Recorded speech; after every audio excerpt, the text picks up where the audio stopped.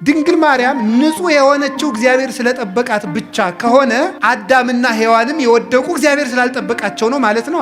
ምሕረት የፈሰሰበት ድንግልና፣ ምሕረትን ዓለም ያሳየ ድንግልና የማርያም ድንግልና። ድንግልናዋ አለመለወጡ የልጇ አምላክነት ላለመለወጡ ማስረጃ። ድንግል ማርያም እግዚአብሔር የሚያድርባት ስለሆነች የሷ አካል እርግማን የሌለበት ነው ማለት። እንግዲያ ምድር ሁሉ የተረገመ ነው። እመቤታችን ግን ለይቶ የተባረክሽ ነሽ። ወርቅ የተባለ የእመቤታችን ንጽህናዋና ቅድስናዋ ነው። የሰራችው ንጽህና ነው። እግዚአብሔር የማንንም ነፃ ፈቃድ አይሻማም። የድንግል ማርያምንም ነፃ ፈቃድ ያከብራል። የድንግል ማርያም ማህፀን የሃይማኖት መስበኪያ ነው።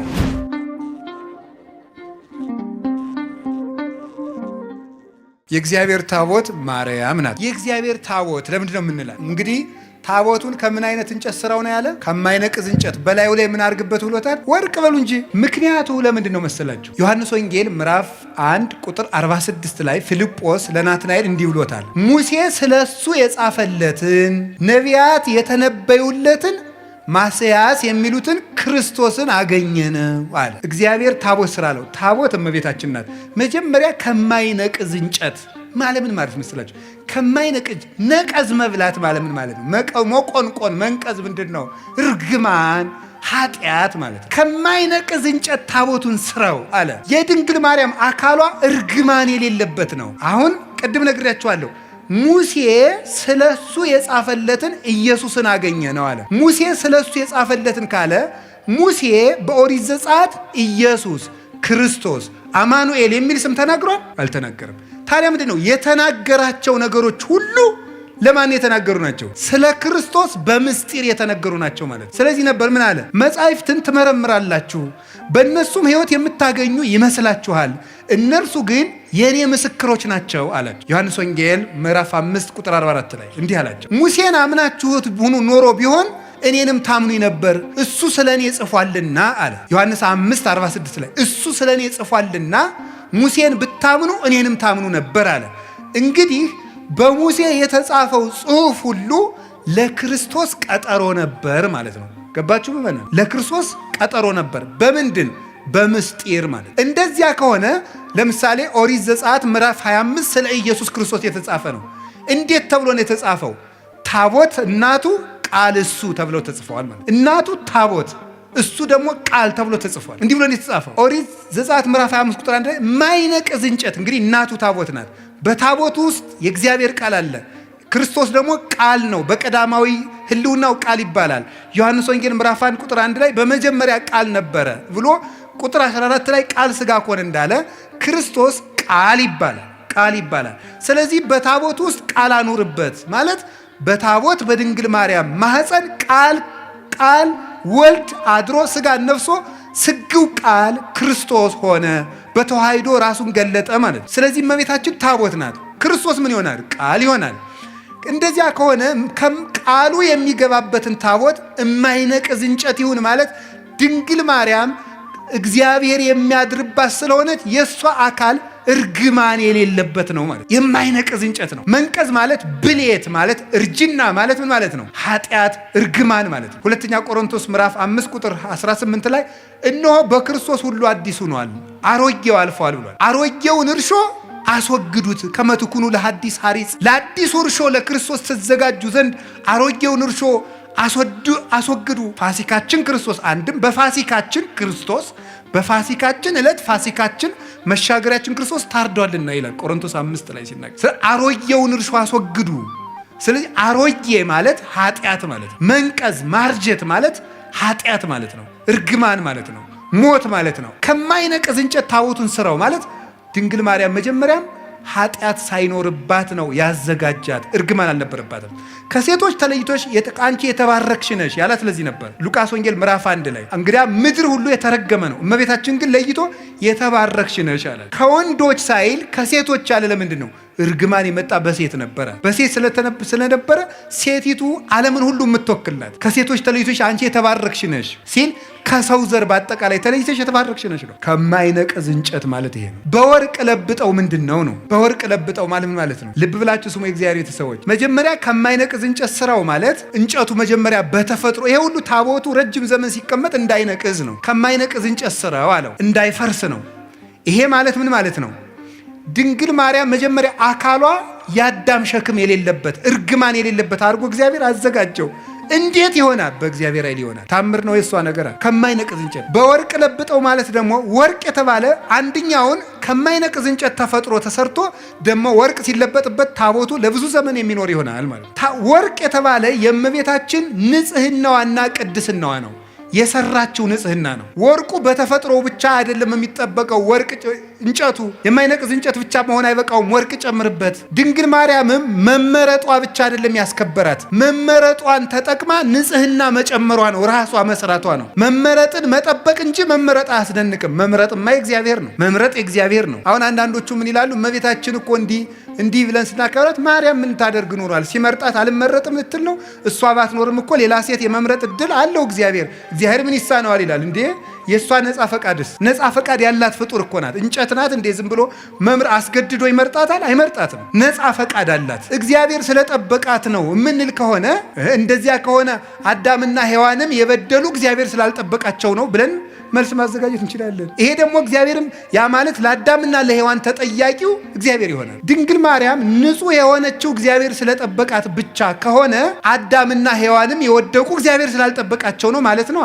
እንደዚያ ከሆነ ደግሞ በሔዋንና በአዳም አዳልቶባቸዋል ማለት ነው እግዚአብሔር ደግሞ ባህሪው እንደዚህ አይደለም። በእውነት የሚፈርድ ነው። ኮናኒ በርት እውነት የሚፈርድ ነው። ፍርድ አይገመድልም። ያ ማለት እኔም ቢሆን የምበድለው እግዚአብሔር ስላልጠበቀኝ ነው ማለት ነው። እንደዚያ ከሆነ ደግሞ ለኃጢአቴ ተጠያቂ ሊያደርገኝ አይገባም ማለት ነው። እመቤታችን ብቻ ከጠበቀ ሔዋንንስ ለምን እንዳትበድል አይጠብቃትም? እግዚአብሔር የማንንም ነፃ ፈቃድ አይሻማም። የድንግል ማርያምንም ነፃ ፈቃድ ያከብራል። የመበደል መብት አይነፍጋትም። እንዳትሳሳት አይከለክላትም። እሷ መጠበቋን መመረጧን አጽንታ በጠበቀች ንጹሕና በጸናች መጠን እግዚአብሔርን በእጁ እየደገፈ ጠበቃት። የመጀመሪያውን እሱ ባርኮ ሰጣት አካሏን ከማይነቅዝ እንጨቱ አለመንቀዙ በተፈጥሮ የተገኘ ነው። እግዚአብሔር ያነው እንዲያርጎ የፈጠረው።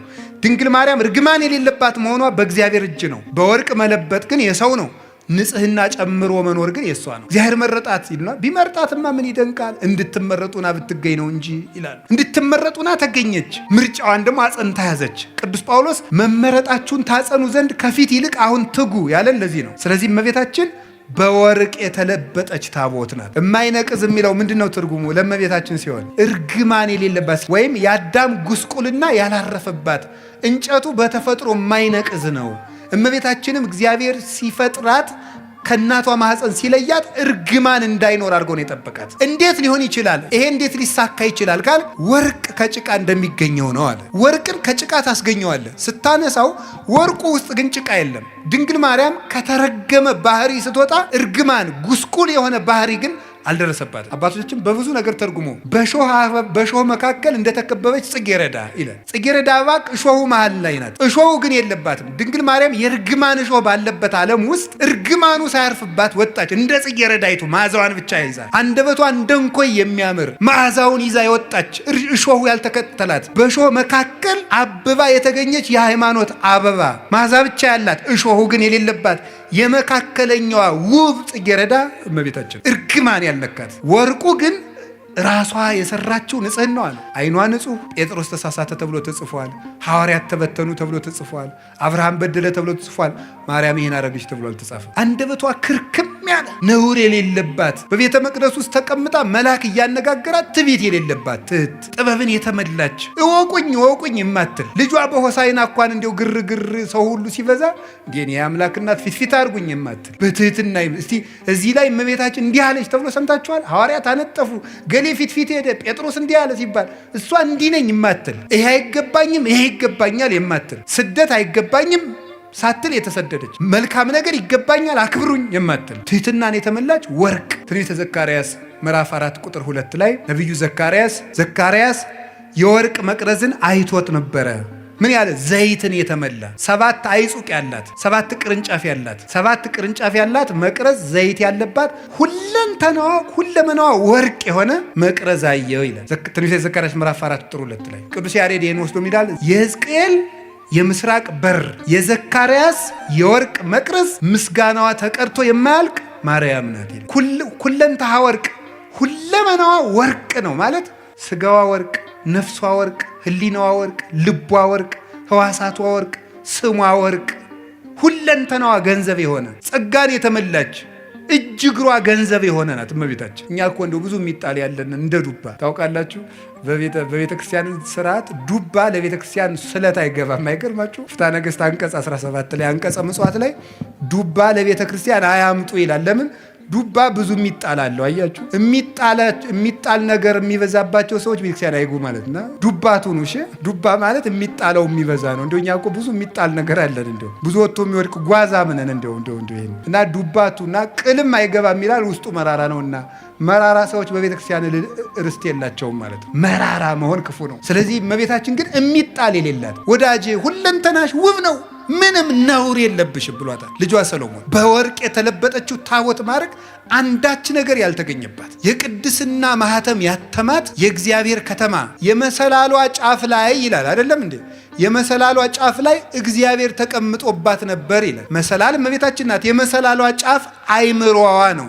አይምሮዋ ውስጥ ህሊናዋ ውስጥ ከእግዚአብሔር ውጭ ምንም ገብቶባት የማታውቅ ዲያብሎስ ያልተመለከታት የታጠረች ገነት እጹቅት አዘቅተማ ሕይወት የታጠረች አትክልት የተገጠመች የውሃ ጉድጓድ የሕይወት ውሃን ያፈለቀች የታተመች የውሃ ምንጭ እመቤታችን ናት። የእግዚአብሔር ታቦት ይሏችኋል ማርያም ናት። 2 ክንድ ከስንዝር ያለው ከአዳም እስከ ኖህ ያለው ጊዜ ነው። እሱ 2256 ዘመን ይሆናል። 1 ክንድ ከስንዝር የሚለው ከኖህ እስከ ሙሴ ያለው ነው 1644 ይሆናል። 1 ክንድ ከስንዝር ቁመት ወርድ ቁመት አቆልቋይ 1 ክንድ ከስንዝር የሚለው ደግሞ ከሙሴ እስከ እመቤታችን 1600 ይሆናል። ይህን ስትገጥሙት 5500 ዘመን። እንዲህ ያለ ታቦት አበጅ ማለት 5500 ዘመን ሲያልቅ የምትመጣ የእግዚአብሔር ማደሪያ ታቦት አለች ማለት ነው። 4 ቀለበት አብጅለት ማለት 4 ቀለበት ማለት አይን፣ ጆሮ፣ እጅ፣ አፍንጫ።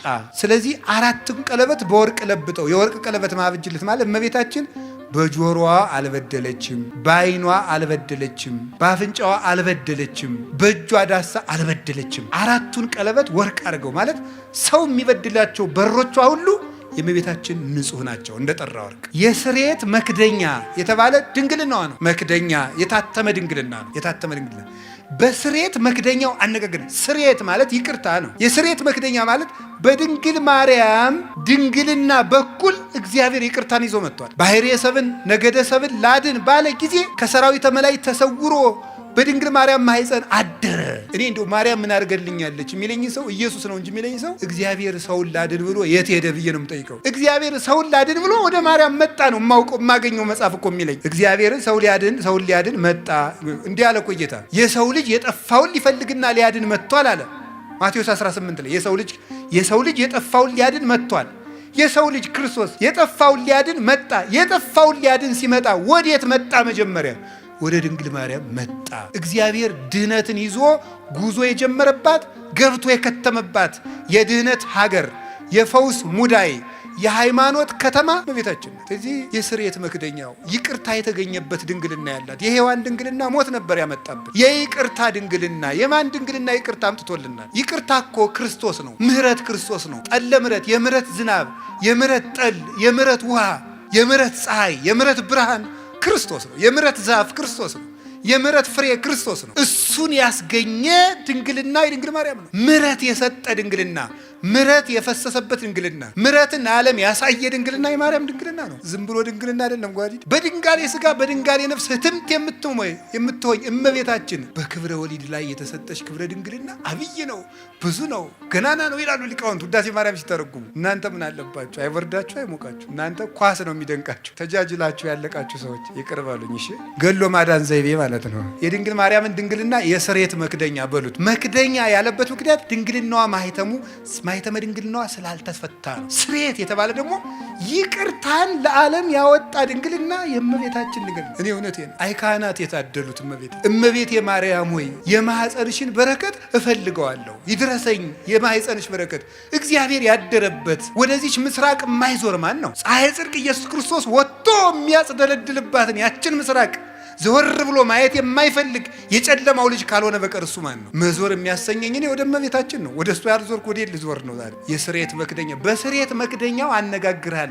እመቤታችን ድንግል ላይ መክደኛው ማለት ታቦቱና ታቦቱ የሚጋጠምበት መግጠሚያው ላይ ነው። ጫፉ የታችኛውና የላይኛው የሚጋጠሙበት መግጠሚያው። ይሄ የስርየት መክደኛ የእመቤታችን ድንግልና ነው። የስርየት መክደኛ የተባለበት የእመቤታችን ድንግልና መጀመሪያ ብቻ ክርስቶስን ወልዶ ያቆም አይደለም፣ ዘላለም ይቅርታን ያሰጣል። ከልጇ ጋር እያስታረቀ እንማጸንበታለን። ባቀፉህ እጆቿ፣ በሳሙ ከንፈሮቿ፣ ባዘለ ጀርባዋ፣ በወሰነችው ማኅፀኗ ብለን እንማጸናለን። ዛሬም ይቅርታን ይሰጠናል። ስለዚህ የድንግል ማርያም ማኅፀኗ የይቅርታ ማኅፀን ነው። አነጋግርሃለሁ ማለት ምን ማለት ነው? የድንግል ማርያም ማኅፀን የሃይማኖት መስበኪያ ነው። የሃይማኖት ምስክር ነው። የእምነት መግለጫ ነው። ለማህያዊ ሥላሴ ስግደትን የምታስተምርላቸው ናት። ድንግል ማርያም እምነትን የምትገልጥ ናት እንጂ እምነትን የምትጋርድ አይደለችም። እመቤታችን ዘላለማዊ ድንግልና ነው ያላት። የስርየት መክደኛው አይፈታም። ለምንድን ነው የማይፈታው? አካላዊ ቃል ነው የገባበት። የእግዚአብሔር ቃል ነው ያደረበት። ለምን ሲባል እግዚአብሔር የሚነጋገርበት የስርየት መክደኛ ነው። ያ ማለት የድንግል ማርያም ማኅፀን የእምነት ሰባኪ ነው። እንዴት ነው የሚሰብከው? ሳትወልድ ድንግል ናት። ይሄ ማለት ምን ማለት ነው? በስርየት መክደኛው ምን አረጋለሁ ነው ያለው? የስርየት መክደኛ ያልነው በሐዲስ ኪዳን ሲተረጎም ምንድን ነው? የእመቤታችን ምንድን ነው? ስርየት የተባለ ይቅርታን የሰጠ ክርስቶስ ከማን ስለተወለደ ነው? ከእመቤታችን ስለተገኘ። እንደዚያ ከሆነ ሳትወልድ ምንድናት? ድንግል በሉ። ቀጥሉ። ስትወልድ ከወለደች በኋላ ምን ያደርጋል ይሄ ስትሉ፣ ለልጇ ምስክር ስለሚሆን። ምን? ኢየሱስ ክርስቶስ ሳይወለድ አምላክ፣ ሲወለድም አምላክ፣ ከተወለደ በኋላም አምላክ። ስለዚህ ዕብራውያን 13 ቁጥር 8 ላይ ኢየሱስ ክርስቶስ ትናንትም ዛሬም እስከ ዘላለሙ ድረስ ያው ነው። ሳትወልድ ድንግል፣ ሳይወለድ አምላክ፣ ስትወልድ ድንግል፣ ሲወለድም አምላክ፣ ከወለደች በኋላም ድንግል፣ ከተወለደ በኋላም አምላክ። ድንግልናዋ አለመለወጡ የልጇ አምላክነት ላለመለወጡ ማስረጃ ነው። ለማይለወጠው ልጇ ምስክር እንድትሆን እሱ ሰው ቢሆንም አምላክነቱ ስላልተለወጠ እሷም ብትወልድም ድንግልናዋ አልተለወጠም። ለልጇ ምስክር ናት። በስርየት መክደኛው አነጋግርሃለሁ ማለት አለመለወጤን፣ የማልለወጥ አምላክ መሆኔን በማይለወጠው በእናቴ ድንግልና እነግርሃለሁ፣ አስተምርሃለሁ ማለት። ቅዱስ ዮሐንስ አፈወርቅ ሃይማኖተ አበው ምዕራፍ 67 ቁጥር 31 ላይ እንዲህ ይላል፣ ለቃል ምስክር በምትሆን በድንግል ማርያም ድንግልና ክርስቶስን እሰብከዋለሁ ይላል። ለቃል ምስክር በምትሆን በድንግል ማርያም ድንግልና ክርስቶስን እሰብከዋለሁ። የድንግል ማርያም ድንግልና የክርስቶስ መስበኪያ ነው። ድንግልናዋ አልተለወጠም። ለምን? እሱም ሰው ሲሆን አልተለወጠም። የማይለወጥ አምላክ መሆኑን ለማስረዳት የእናቱን ድንግልና ሳይለውጥ ተወለደ። ትንቢተ ሚልክያስ ምዕራፍ 3 ቁጥር 5 ላይ እኔ የማልለወጥ አምላካችሁ እግዚአብሔር ነኝ፣ እኔ እግዚአብሔር አምላካችሁ አልለወጥም ብሎ ነው። የማይለወጥ አምላክ መሆኑን ለማስረዳት ከእናቱ ሲወለድም ድንግልናዋን እንዳይለወጥ ጠበቀ። ድንቅ በሚያሰኝ ማኅተመ ድንግልናዋ ለታላቂቱ እምነት ምስክር ትሆን ዘንድ ድንግልናዋን ጠበቀው ይላል። ስለዚህ የድንግል ማርያም ድንግልና ለክርስቶስ አለመለወጥ ምስክር ነው። ሰው የሆነ አምላክ ነው። ሰው ብቻ አይደለም፣ አምላክ ብቻ አይደለም፣ ሁለትም አይደለም፣ ነጠላም አይደለም። ሰውነቱ በአምላክነት እንዳልተለወጠ ድንግል ስለሆነች እናትነት አልቀረባትም። አምላክነቱ በሰውነት እንዳልተለወጠ ድንግልናዋ በእናትነት አልተለወጠባትም። አምላክ ወሰብ ስለሆነ ሁለት ባህሪ እንደማይባል ሁሉ ድንግልም እናትም ስለሆነች ሁለት ሰው አይደለችም። እናቱ አንድ ሁና ድንግልም እናትም እንደሆነች ክርስቶስ አንድ አካል አንድ ባህሪ ሲሆን አምላክነቱ በሰውነት ሰውነቱ በአምላክነት ያልተለወጠበት በተአቅቦ የሚኖር በተዋሂዶ ክብሩን የገለጠ ስግው ቃል ወልድ ዋሕድ አምላክ ወልደ አምላክ ይባላል። እንግዲህ ከገባችሁ ይገባችኋል ደግሞ። ስለዚህ የተዋህዶ ምስክር ናት ማለት። የተዋህዶ ምስክር እንድትሆን ድንግልናዋን የጠበቀበት ምክንያት ለዚህ ነው። ስለዚህ እግዚአብሔር በዚህ ነግሮናል። ትንቢተ ሕዝቅኤል ምዕራፍ 44 ቁጥር 2 ላይ ድንግል ማርያም ድንግል ሆና የሆነችውና በዘላለም ድንግልና የቀጠለችው ድንግልናዋ ያልተለወጠው ለምንድን ነው ብትሉ፣ አንደኛ ለልጇ ምስክር እንድትሆን ነው። አሁን ባልኳችሁ የልጇን አለመለወጥ እንድትመሰክር የልጇን ተዋህዶ እንድትመሰክር ለልጇ ምልክት እንድትሆን ትንቢተ ኢሳይያስ ምዕራፍ 7 ቁጥር 11 ላይ እግዚአብሔር ምልክት ይሰጣችኋል፣ ድንግል በድንግልና ጸንሳ በድንግልና ትወልዳለች፣ ስሙንም አማኑኤል ትለዋለች አለን። ማቴዎስ ምዕራፍ 1 ቁጥር 23 ላይ በነቢይ የተነገረው ይፈጸም ዘንድ ስሙን አማኑኤል ትበለው በለው፣ ድንግል በድንግልና ትወልዳለች፣ ስሙም አማኑኤል ይባላል የተባለ ይፈጸም ዘንድ አለ። እግዚአብሔር ምልክት ይሰጣችኋል፣ ድንግል ተወልዳለች አለ። ድንግል ማርያም ዘላለማዊ ድንግልና ከሌላት ምልክትነቷ ምንድን ነው? ምልክት የሆነችው እኮ ዘላለማዊ ድንግልና ስላላት፣ ያ ምልክት የተፈጸመባት ድንግል ደግሞ እመቤታችን እንደሆነች ወንጌላዊ ነግሮናል። ስለዚህ ድንግል ማርያም የማይለወጥ ዘላለማዊ ድንግልና አላት። ለምን? ምስክር እንድትሆን። ወዲህም ደግሞ ለምንድን ነው የማይገባባት ሲባል ሌላ ባል አላገባችም፣ ሌላ ልጆችን አልወለደችም። ለምን? የኃያላን አምላክ እግዚአብሔር ስለገባባት። ሕዝቅኤል ምዕራፍ 44 ቁጥር 4 ላይ እንደተነገረው የሰራዊት ጌታ እግዚአብሔር ገብቶባታልና ሌላ አይገባባትም፣ ተዘግታ ለዘላለሙ ታትማ ትኖራለች። መልስ ለምን? እግዚአብሔር ስለገባባት። አንዳንዶቹ ምን ሊሏችሁ ይችላሉ? አረ ትንቢተ ሕዝቅኤል ምዕራፍ 44 እኮ ስለ ማርያም የሚመለከት አይደለም ይላል። አይድረስ እኮ ነውና ደንቆሮና እንትን አሉ እንዴ ብልህና ጅል ተከራክረው አሉ። ጅል አሸነፋሉ። ምን ብሎ ሲባል እምቢ ብሎ እንደዚህ ነው። ምንድነው የሚለው? እምቢ። ስለ እመቤታችን አይደለም ለማለት ምንድነው ማስረጃ? አንድ እኮ እንደው የመጽሐፍ ቅዱስ መንፈሳዊ ሕይወት አለ። በስነ ጽሑፍም ቢሆን ሕግ አለ። አንድ በስነ ጽሑፍም እኮ እንዲህ ነው ለተባለ ባለሙያዎቹ ሀሳብ ሲሰጡበት ነው። እስቲ አሁን እኔ ብድግ ብዬ እኔ ስፔሻሊስት ዶክተር ነኝ ብል ምን ትላላችሁ?